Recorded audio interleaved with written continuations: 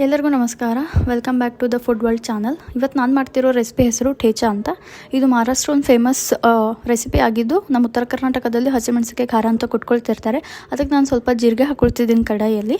ಜೀರಿಗೆ ಹಾಕ್ಕೊಂಡ್ಬಿಟ್ಟು ಅದು ಸ್ವಲ್ಪ ಗೋಲ್ಡನ್ ಬ್ರೌನ್ ಆಗೋವರೆಗೂ ನಾನು ರೋಸ್ಟ್ ಮಾಡ್ಕೊಳ್ತಿದ್ದೀನಿ. ಅದು ಗೋಲ್ಡನ್ ಬ್ರೌನ್ ಆಗಿ ರೋಸ್ಟ್ ಆದಮೇಲೆ ಅದಕ್ಕೆ ಸ್ವಲ್ಪ ಶೇಂಗಾ ಅಂದರೆ ಕಡಲೆ ಬೀಜ ಹಾಕ್ಕೊಳ್ತಿದ್ದೀನಿ. ಕಡಲೆ ಬೀಜನೂ ಅಷ್ಟೇ, ನೀವು ಎಷ್ಟು ಚೆನ್ನಾಗಿ ಹುರ್ಕೊಳ್ತಿರೋ ಅದೆಷ್ಟು ಚೆನ್ನಾಗಿ ಸಿಪ್ಪೆ ತೆಗಿಯೋವರೆಗೂ, ಅಂದರೆ ಅದು ಸಿಪ್ಪೆ ಬಿಡೋವರೆಗೂ ನೀವು ಹುರ್ಕೊಳ್ಬೇಕು. ಎಷ್ಟು ಚೆನ್ನಾಗಿ ಹುರ್ಕೊಳ್ತಿರೋ ಅಷ್ಟು ಚೆನ್ನಾಗಿ ಟೇಸ್ಟ್ ಬರುತ್ತೆ. ಮೆಣಸಿನ್ಕಾಯಿ ಅದ್ರ ಜೊತೆ ಮೆಣಸಿನ್ಕಾಯಿ ಹಾಕ್ತಿದ್ದೀನಿ.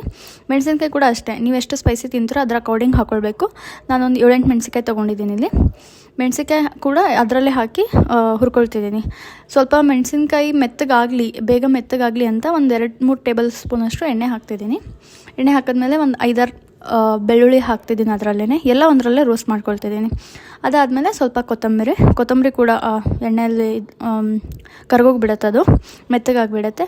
ಸೊ ಎಲ್ಲ ಮೆತ್ತಗಾದಮೇಲೆ ನಾನು ಬಿಳಿ ಎಳ್ಳು ಇಲ್ಲಿ ಮಿಕ್ಸ್ ಮಾಡ್ಕೊಳ್ತಿದ್ದೀನಿ. ಇದಕ್ಕೆ ಬಿಳಿ ಎಳ್ಳು ಸ್ವಲ್ಪ ಏನಕ್ಕೆ ಮಿಕ್ಸ್ ಮಾಡ್ತಿದ್ದೀನಿ ಅಂತಂದರೆ ಸ್ವಲ್ಪ ಸ್ವಾದ ಚೆನ್ನಾಗಿ ಕೊಡುತ್ತೆ ಈ ಖಾರ. ಸೊ ಎಳ್ಳು ಮಿಕ್ಸ್ ಮಾಡ್ಕೊಂಡು ಆದಮೇಲೆ ಸ್ವಲ್ಪ ತಣ್ಣಗಾದ್ಮೇಲೆ ಮಿಕ್ಸರ್ಗಾದರೂ ಹಾಕ್ಕೊಂಡು ನೀವು ಕುಟ್ಕೋಬೋದು, ಇಲ್ಲಾಂದರೆ ಈ ಥರ ಒಳ್ಳಲ್ಲಿ ಹಾಕ್ಕೊಂಡು ಕುಟ್ಕೋಬೋದು. ನಾನು ಒಳ್ಳಲ್ಲಿ ಹಾಕ್ಕೊಂಡು ಕುಟ್ಕೊಳ್ಳೋದಕ್ಕೆ ಪ್ರಿಫರ್ ಮಾಡ್ತೀನಿ. ಬಿಕಾಸ್ ಕೈಯಿಂದ ಕುಟ್ಟಿರೋ ಸ್ವಲ್ಪ ಸ್ವಾದ ಚೆನ್ನಾಗಿರುತ್ತೆ.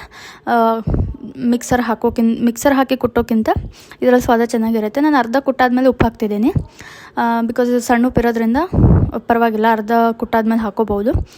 ಕುಟ್ಟಿ ಈ ಥರ ಸಣ್ಣ ಮಾಡ್ಕೊಳ್ಬೇಕು. ಅಂದರೆ ಠೇಚಾ ಅಂದರೆ ತೀರಾ ಸಣ್ಣ ಇರಲ್ಲ, ಸ್ವಲ್ಪ ಶೇಂಗದ ಕಾಳು ದಪ್ಪ ಇರಬೇಕು ಕುಟ್ಬೇಕಾದ್ರೆ. ಸೊ ಈ ಥರ ಅಷ್ಟು ತೀರಾ ಸಣ್ಣನೂ ಅಲ್ಲ, ತೀರಾ ದಪ್ಪನೂ ಅಲ್ಲ.